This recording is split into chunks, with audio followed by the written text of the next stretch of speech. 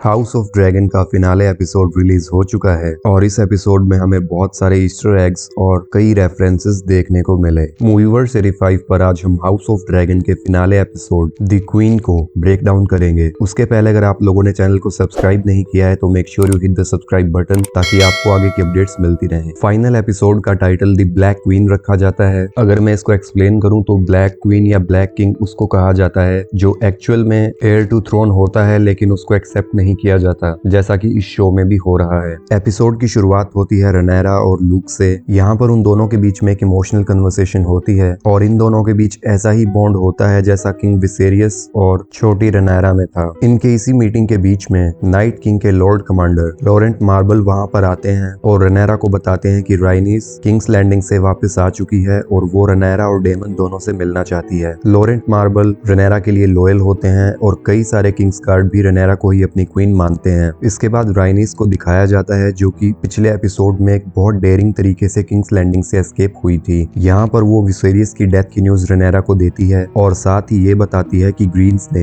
Aegon को iron throne पर बिठा दिया है, जिससे रनेरा बहुत दुखी और बहुत शॉक हो जाती है और यहीं से उसको लेबर होना शुरू हो जाता है। यहाँ पर डेमोन राइनीस से काफी डिसअपॉइंट होता है। वो राइनीस को बोलता है कि उसने ग्रीन्स की साइड क्यों नहीं ली और अगर वह किंग्स लैंडिंग से भाग रही थी तो उसने ग्रीन्स को मारा क्यों नहीं। और इसके अगले सीन में सर स्टीफन डार्कलेन जेस और ल्यूक को ट्रेन कर रहे थे और यहीं पर जेस को पता लगता है कि उसकी मदर ने उसको मिलने के लिए बुलाया है। यहाँ पर इन दोनों भाइयों को ये नहीं पता होता कि एगोन को किंग बना दिया गया है। इसके बाद रनेरा उन दोनों को ये सब बताती है और वो उनको डेमन को एक मैसेज देने के लिए बोलती है कि बिना रनेरा की कमांड के डेमन कुछ भी नहीं करेगा, लेकिन हम सभी जानते हैं कि डेमन कभी किसी की नहीं सुनता। इसके बाद इवन फॉल से न्यूज आती है कि कॉर्लिस वेलारियन का फीवर ठीक हो गया है और वो वहां से डिपार्टेड हो चुके हैं। वेलारियंस के पास एक बहुत स्ट्रॉन्ग नेवी है जिसकी वोट डेमन और रनेरा को बहुत अच्छे से पता है, लेकिन वेलारियंस को अपनी साइड पे करना उनके लिए बहुत टफ है क्योंकि कॉर्लिस और राइनीस को लगता है कि उनके बेटे की डेथ के जिम्मेदार रनेरा और डेमन दोनों हैं और उनके ग्रैंड चिल्ड्रन बास्टर्ड हैं। इस पूरे एपिसोड में डेमन काफी गुस्से में लग रहा था और जेस के मना करने के बाद भी उसने कई सारे रेवेंस डिफरेंट हाउसेस को सेंड कर दिए थे। डेमन टली हाउस के लिए बहुत श्योर होता है कि टली हाउस उनकी साइड से ही लड़ेंगे क्योंकि टलीज किंग विसेरियस के बहुत अच्छे दोस्त होते हैं, लेकिन रनेरा यहाँ पर कहती है कि टलीज बहुत जल्दी मैनिपुलेट हो जाते हैं, इसलिए उनको अभी किसी पर भरोसा नहीं करना चाहिए। इन सीन्स में ये फील हो रहा है कि रनेरा को डेमन से अलायंस और पॉलिटिकल नॉलेज ज्यादा है। इन्हीं मोमेंट्स में हमें ये भी पता लगता है कि रनेरा को मिसकैरेज हो गया है और उसका न्यूबॉर्न बेबी मर चुका है और जब ये न्यूज डेमन तक पहुंचती है तब वो काफी उदास हो जाता है और वो समुद्र के किनारे की ओर चला जाता है। इसके अगले दिन चाइल्ड की बॉडी को टारगेरियन ट्रेडिशन के साथ जलाया जाता है। इसी फिनरल के बीच में सर एरिक कार्गेरियल भी वहां पर आ जाते हैं। ये वही नाइट होता है जिसने राइनीस को 9th एपिसोड में किंग्स लैंडिंग से एस्केप होने में मदद की थी। उसी एपिसोड में हमने एक बैग को भी नोटिस किया था जिसमें सर एरिक कैरिगेल ने विसेरियस का क्राउन अपने साथ ले लिया था। यहाँ पर वो रनेरा के लिए लॉयल होने की कसम खाता है और उसे वो ताज दे देता है। इसके बाद डेमन रनेरा को एज ए क्वीन इंट्रोड्यूस करता है और सभी उसके आगे नी बेंड कर देते हैं, लेकिन राइनीस खड़ी रहती है। इसके बाद रनेरा अपनी स्मॉल काउंसिल को बुलाती है और वो लोग उसी टेबल पे खड़े होते हैं जिसे एगोन ने बनाया था और जिस पर एस्ट्रोस का पूरा मैप था। यहाँ पर नोटिस करने वाली एक बात ये भी थी कि किंग्स लैंडिंग में जो सिटी वॉच के सोल्जर्स थे उनमें से कई सारे अभी भी डेमन के लिए लॉयल थे और इसी बात का डर ऑटो हाईटावर को भी होता है, इसीलिए वो सिटी वॉच का नया लॉर्ड कमांडर लॉर्ड लैनिस्टर को बना देता है। और यहीं पर ग्रीन्स और ब्लैक्स के बीच में अपने अलायंस बनाने की रेस लग जाती है क्योंकि वो जानते थे कि जिसके पास जितने ज्यादा अलायंस होंगे वहीं ये जंग जीतेगा। यहाँ पर जब काउंसिल की मीटिंग चल रही होती है तब एक लॉर्ड रनेरा को सजेस्ट करता है कि उन्हें ड्रैगन्स का इस्तेमाल करके किंग्स लैंडिंग को अपने कब्जे में ले लेना चाहिए, लेकिन इस पर रनेरा कहती है कि उसे जिंदा लोगों की क्वीन बनना है ना कि जले हुओं की। इस बात से हमें डेनेरिस टारगेरियन याद आती है। इनकी ये मीटिंग चल रही होती है कि तभी रनेरा को एक मैसेज मिलता है कि ऑटो टावर उससे मिलने के लिए आया है, लेकिन अकॉर्डिंग टू बुक्स इस मीटिंग के लिए ऑटो टावर नहीं आता बल्कि सिर्फ ग्रैंड मास्टर ऑरवेल आया था जो रनेरा को पीस ऑफर करता है। लेकिन जब ये मीटिंग स्टार्ट होती है तब रनेरा वहां पर नहीं होती, यहाँ पर सिर्फ डेमन और किंग्स गार्ड होते हैं। इसके बाद रनेरा अपने ड्रैगन पर एंट्री मारती है और ऑटो टावर और उसके किंग्स गार्ड के पीछे खड़ी हो जाती है। यहाँ पर ऑटो टावर उनको ड्रैगन स्टोन का कंट्रोल ऑफर करता है अगर वो एगोन को अपना किंग मान ले तो, लेकिन डेमन इस ऑफर को रिजेक्ट कर देता है। इसके बाद रनेरा गुस्से में ऑटो टावर का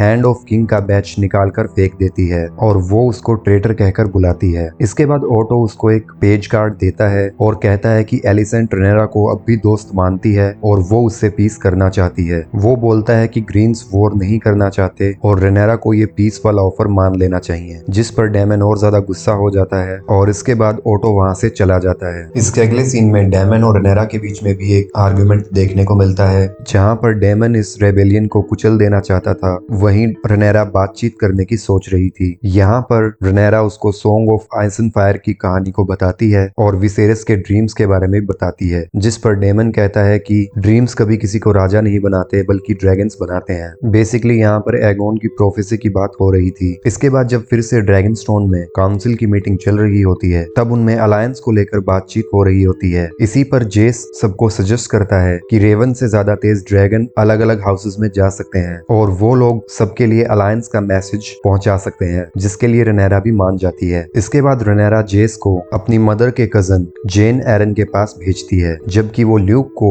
स्ट्रॉमलैंड जाने के लिए बोलती है ताकि वो हाउस ब्रेथन के साथ भी अपना अलायंस बना सके। बुक्स के अकॉर्डिंग रेनेरा ल्यूक को स्ट्रॉमलैंड इसलिए जाने की इजाजत देती है क्योंकि स्ट्रॉमलैंड वहां से बहुत नजदीक होता है और ल्यूक के लिए बहुत इजी टास्क था। इसके बाद रेनेरा ल्यूक और जेस को अपने पास बुलाती है और उनसे प्रॉमिस लेती है कि वो लोग किसी भी हालत में फाइट नहीं करेंगे और वो लोग एज ए मैसेंजर जा रहे हैं, जिस पर दोनों भाई भी एग्री कर देते हैं। इसके बाद वो दोनों ड्रैगन स्टोन से निकल जाते हैं। इसके अगले सीन में हमें डेमन को दिखाया जाता है, वो हाइवेरियन में एक सॉन्ग गा रहा होता है और वो वर्मथोर के पास पहुंच जाता है, जो पहले किंग जेहेरिस का ड्रैगन था। यहाँ पर डेमन उसे काम करने की कोशिश करता है और धीरे धीरे उसकी आंखों में देखता है। इन सीन्स में लग रहा है कि वर्मथोर को डेमन ने क्लेम कर लिया है। शायद इस ड्रैगन को डेमन अपनी बेटी रेना के लिए क्लेम कर रहा है, जिसके पास कोई भी ड्रैगन नहीं है। लेकिन बुक्स के अकॉर्डिंग रेना कभी वर्मथोर पर राइड नहीं करती। इसके अगले सीन में हमें ल्यूक को दिखाया जाता है, जो स्ट्रॉमलैंड पर पहुंच चुका होता है और यहाँ पर एक तूफान आया हुआ होता है। लेकिन जैसे ही वो स्ट्रॉमलैंड पहुंचता है और अपने पीछे देखता है, उसे अपने पीछे वेगार दिखाई देता है, जिससे वो समझ जाता है कि एमन भी वहां पर आ चुका है। जब वो स्ट्रॉमलैंड के हॉल में पहुंचता है तो एमन वहां पर पहले से ही खड़ा होता है। बेसिकली हाई टावर ने ब्रेथियन से अलायंस बनाने के लिए एमन की शादी उनकी एक बेटी से करवा दी है। इसके बाद ल्यूक बोरल को रेनेरा का मैसेज देता है और मैसेज पढ़कर बोरल काफी गुस्सा हो जाता है। वो ल्यूक को बोलता है कि ब्लैक्स ने उससे अलायंस बनाने के लिए उनकी एक बेटी से शादी की है, इसके बदले में रेनेरा क्या कर सकती है, जिस पर ल्यूक बोलता है कि वो उसकी किसी भी बेटी से शादी नहीं कर सकता क्योंकि वो पहले से ही किसी के लिए प्रॉमिस्ड है और वो यहाँ पे सिर्फ एक मैसेंजर बनकर आया है। जिसके बाद बोरल ब्रेथियन हंसने लग जाता है और वो रेनेरा के अलायंस को रिजेक्ट कर देता है। इसी बीच एमोन अपना आई पैच हटा देता है और अपनी आंख में लगे हुए ब्लू फायर को ल्यूक को दिखाकर रिमाइंड करवाता है कि कैसे ल्यूक ने उससे उसकी आंख छीन ली थी और वो कहता है कि वो अब ल्यूक से उस बात का बदला लेगा। वो ल्यूक की तरफ चाकू को फेंकता है और कहता है कि ल्यूक अपनी आंख को खुद एमोन के लिए निकाल दे, नहीं तो एमन उससे फाइट करेगा। इस पर ल्यूक कहता है कि वो सिर्फ एक मैसेंजर बनकर आया है, ना कि वॉरियर बनकर, और वो वहां से जाना चाहता है। तभी एमन अपनी तलवार निकालता है और ल्यूक की तरफ अटैक करने के लिए चलता है, जिस पर बोरल ब्रेथियन उसको रोक देता है और कहता है कि कोई भी फाइट उनके घर पे नहीं होगी। जिसके बाद ल्यूक वहां से निकल जाता है। जब ल्यूक अपने ड्रैगन पर बैठकर वहां से जा रहा होता है, तभी एमन भी उसके ऊपर से अपने ड्रैगन को उड़ा देता है, जिससे ल्यूक समझ जाता है कि अब एमन अपने ड्रैगन से उस पर हमला करेगा। इसलिए वो एमन से काफी बचने की कोशिश करता है, लेकिन यहाँ पर ल्यूक का ड्रैगन एरेक्स थोड़ा अनकंफर्टेबल हो जाता है और वो वेगार पर अटैक कर देता है। जिसके बाद एमन वेगार को कंट्रोल करने की काफी कोशिश करता है। वो ल्यूक को मारना नहीं चाहता था क्योंकि उसको उसके कॉन्सिक्वेंसेस पता थे, लेकिन वेगार एमोन की कमांड्स को नहीं मानता और वो एरेक्स और ल्यूक दोनों को मार देता है। इसके बाद रेनेरा जब काउंसिल में इस डिस्ट्रीब्यूट को पीसफुली खत्म करने का तरीका ढूंढ रही होती है, तभी डेमन उसके पास आता है और वो उसे ल्यूक के बारे में इन्फॉर्म करता है, जिससे रेनेरा के फेशियल एक्सप्रेशंस को देखकर लग रहा था कि वो अपना टेम्पर खो चुकी है और सीजन 2 में इसका बदला लेने के लिए एक बहुत इनफेमस इवेंट होने वाला है, जिसमें डेमन 2 असैसिन्स को